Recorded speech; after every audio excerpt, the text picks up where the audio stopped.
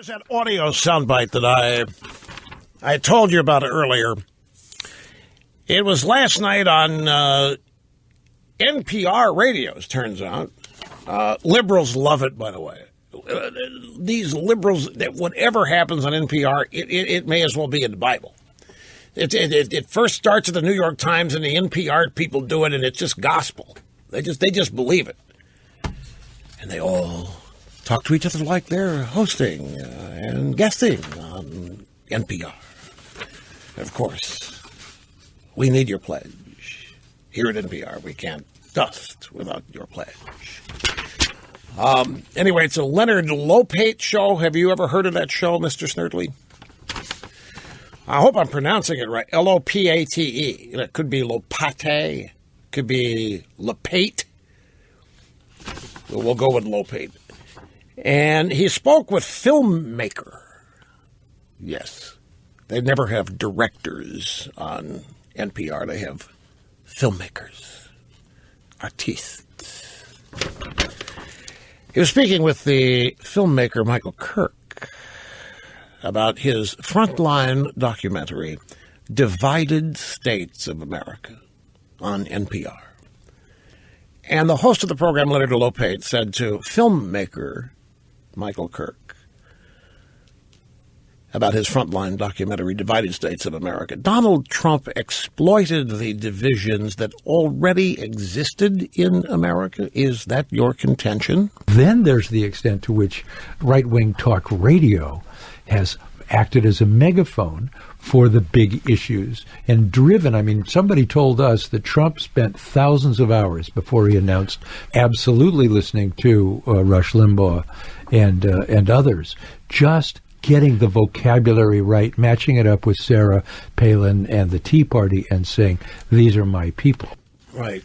So you see, it was announced to the world last night on NPR by filmmaker Michael Kirk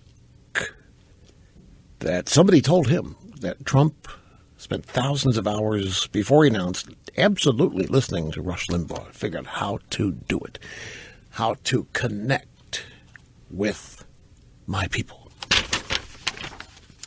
They believe this, I guess. Now, to them, folks, this is not a compliment. I am Satan incarnate to them at PBS, at NPR, at the New York Times. And so this to them is a deep insult to Trump.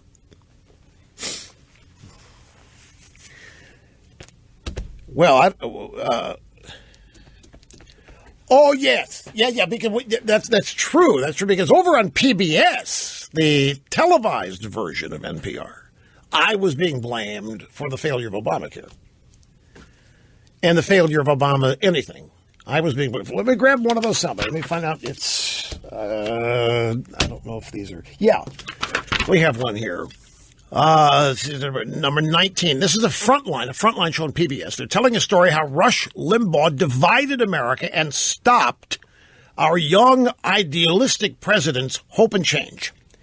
They traced the Obama presidency at every turn. They blamed a guy on the radio. With 2 days left in the regime, Frontline plays extended Reverend Wright clips. They just now are getting to them. Maybe if they'd played them 8 years ago, we wouldn't have had to question, or wouldn't have had so many questions about Obama. Anyway, during a segment on then-Senator Obama's history with Chicago's Trinity United Church of Christ minister Jeremiah Wright, we have the unidentified narrator. And they only mentioned my name once in this show, but every clip that they used was of me, and here's one. Barack Obama was facing his own challenge. He was being forced to deal with a subject he had hoped to avoid. And then wants us to sing God Bless America? No, not God Bless America. God America, that's in the Bible for killing innocent people. God America for treating us citizens as less than human. Obama would move on, but the issue of race wouldn't go away. The association with Reverend Wright has demasked Obama. For some Americans, suspicions about Obama only deepened. Throughout the campaign, talk radio fueled questions about just who Barack Obama really was. So you see how this works. Barack Obama was facing his own challenge. And they play Reverend Wright, and then they say Obama was trying to avoid and stay away, but it wasn't to be. Cut to an audio soundbite of me.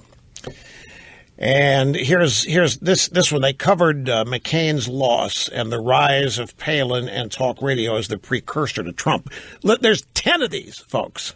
I'm not going to play all of them. I'm just a couple of them here to give you a sample of how they did this last This campaign never had a prayer, and everybody knew it from the get-go.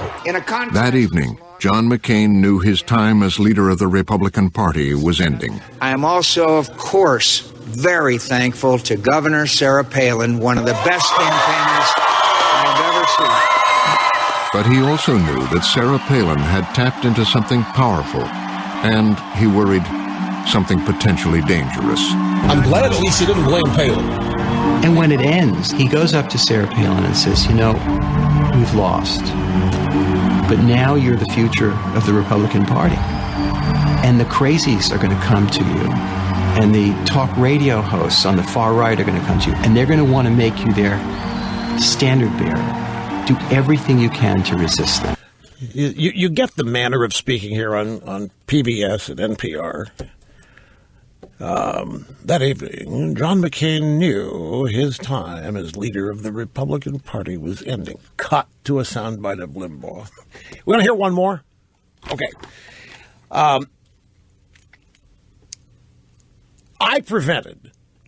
am the reason in this next bite that Republicans refused to vote for Obama's porculus bill, and that I rooted for it to fail. Again, it's PBS Frontline last night documentary, Divided States of America. Their leadership told the members, we're not for any of it. No matter what it is, no. Just say no. The conference report is adopted. The stimulus bill passed the House without a single Republican vote. You watch, the Republicans going to come under severe criticism for this. I hope the stimulus bill fails. I want, once and for all, the American people to see full frontal nudity on what liberalism is and what a lie it is. They have been sold a bill of goods. Obama had been in office just over a week. You could almost see the polarization. It was palpable. It was very, very real. It was just the beginning. Yes, a little Puff Dash-o there. Isn't that awesome? They're just beside themselves. So they mention my name one time in the show, I'm told. But every bite that we have here, they use a clip of me, supposedly as the one responsible for Obama's ultimate failures. Back in just a sec. Mr. Snerdley has requested a replay of audio soundbite number 21. This is the most recent soundbite from PBS Frontline. By the way, there's 2 more hours tonight. It's a 4-hour show. Last night was the first 2 hours. Tonight is the big finale, if you will. And last night they showed part 1 of the documentary, Divided States of America. And they mentioned my name once. But I am featured throughout this program as the reason why America was divided and that there was opposition to Obama. It was me frightening Republicans into agreeing with me, frightening Republicans into not opposing me, frightening Republicans into opposing Obama. And in every soundbite, there's like 10 of these just from last night. We're only going to play 3. We've played 2. They actually played 3. This is a replay. Snerdley loved this one, and I must admit, I do too. Their leadership told the members, we're not for any of it. No matter what it is, no. Just say no. The conference report is adopted. The stimulus bill passed the House without a single Republican vote. You watch, the Republicans going to come under severe criticism for this. I hope the stimulus bill fails. I want, once and for all, the American people to see full frontal nudity on what liberalism is and what a lie it is. They have been sold a bill of goods. Obama had been in office just over a week. You could almost see the polarization. It was palpable. It was very, very real. It was just the beginning. Obama had been in office just over a week. And, ladies and gentlemen, dare I say, I called it exactly on the stimulus bill. There wasn't one aspect of stimulus to it. It stimulused the Democrat Party. It was a money laundering scheme. The vast majority of stimulus money is about $787 billion. The vast majority of it went to unions and union employees so they would not lose their jobs during the recession, so that they would continue to pay dues, which ends up being donated to the Democrat Party. Obama couldn't go to the Treasury and write a check for $787 billion payable to the Democrat National Committee. So you come up with a stimulus bill, ostensibly rebuild roads and bridges and the schools. None of that happened. It was all to pay back donors. It was to subsidize newfangled, wasteful new energy things like Solyndra, solar and wind. And I was trying to, at the time, tell everybody what a phony, baloney, plastic, but had a good time rock and roll piece of legislation this was. And that's why I had said I want the American people to see full frontal nudity on what liberalism is and what a lie it is. They've been sold a bill of goods, and people found out. But bottom line, it's laughable to listen to Pelosi and Tom Daschle and this whole program talk about how the only place you'll find in America political opposition is here on talk radio, and then in the Republican Party. Yeah, I'm just watching a little of Obama's swan song press conference out there where he's thanking the press. We've traveled the world together. We've hit a couple singles. We've hit a couple of doubles. I know you haven't liked my long answers, but that's because you asked me 6-point questions.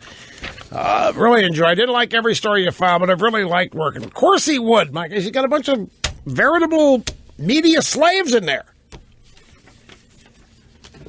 He's got a slavish press corps that's basically state-run, state-controlled. It's a stenography pool in there that basically disguised as a press corps.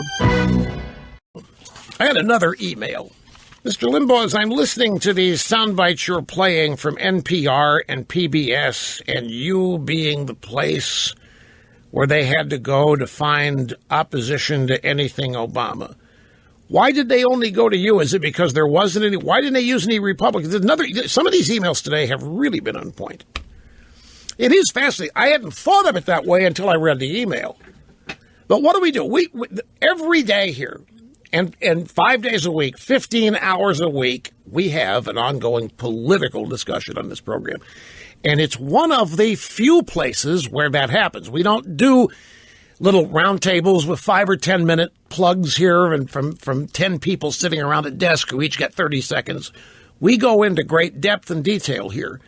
And the Republicans were not known for any consistently publicly stated opposition to Obama. So if Frontline or PBS wants to put together a documentary featuring opposition to Obama, they are kind of limited in where they're going to go. No, I'm not upset they're doing it at all. I'm enjoying it. I think these sound bites are funny. There's a bunch more of them, too. Let's see. Let me... grab number 22. Just give you one more example. This is the PBS Frontline show. Last 2 hours air tonight. 4-hour film documentary. Divided States of America. This segment on Obama's early policy priorities. The narrator and the subject of Obamacare. Out in America, right-wing radio was fueling people's outrage over health care reform. The whole point of this is to get everybody enrolled in the government health care plan. And Sarah Palin said the government would use death panels. You might even say that we got death panels going on here. Stoking fears that Obama's plan would let Americans die to save money. We now have leftist radicals in charge of your health care decisions rather than doctors. We're hanging by a thread. None of this was not true. Every bit of this was true. There are death panels. It's called rationing. Sarah Palin just came up with a little bit more descriptive term to describe what happens when you ration health care. Death panels. Some people are going to get coverage. Some people aren't. Some people are going to be treated. Some people aren't. Who's going to get treated and who isn't? Well, two things factor in: age and cost. If it's going to cost 6 or 7 figures to treat somebody, why treat somebody 75 or 80 when you could treat somebody 25 or 30? That's exactly the kind of rationing that's all over Obamacare. We just haven't gotten that deep into it because it's a muddled mess. The rollout of it was designed to be chaotic. But the innuendo here that Obamacare was wonderful, Obamacare was unique, Obamacare was innovative, Obamacare was thoughtful and time-tested, and yet right-wing opposition to Obamacare created doubt out in America, as though the opposition in no way, shape, manner, form is justified or warranted or of any significance. And this is but folks, I don't care. The fact is, the American people saw it. The American people experienced it. The American people felt it. And they realized they were lied to. It's not hard. When you're promised you can keep your doctor, you're promised you can keep your plan if you like them, and then furthermore, you're promised that your average premium reduction is $2,500 a year. When none of those three things happen, I'm sorry, you don't need somebody on the radio telling you have been snookered, because it happened to you. And when it happens to you, you don't need anybody telling you it's happened. Not when it's this blatant. I have another observation for you about this frontline piece. Here they are. They're all agitated. They're irritated. They're exercised by the fact that I dared oppose Obama. He had only been in office a week, and Rush Limbaugh was rabble-rousing the rebels in the middle of the country. Look at what's happening now. I mean, at least I waited, other than saying I hope he failed, I waited for Obama to start introducing stuff and had real substantive policies he was talking about with which to oppose and disagree. Look at what the Democrats have been doing to Trump since election night. He's not even inaugurated yet, and they're already trying to impeach him. They're trying to shut him down. They're trying to... I mean, I can't hold a candle to them in the way I dealt with Obama's policies and the way they are dealing with Trump, the person. They haven't stopped since election night. And they do these documentaries acting like it's outrageous there was any opposition to Obama whatsoever, but it's understandable and typical that it would come from the reaches of talk radio in the United States, popularized by Rush Limbaugh. Bunch of hypocrites.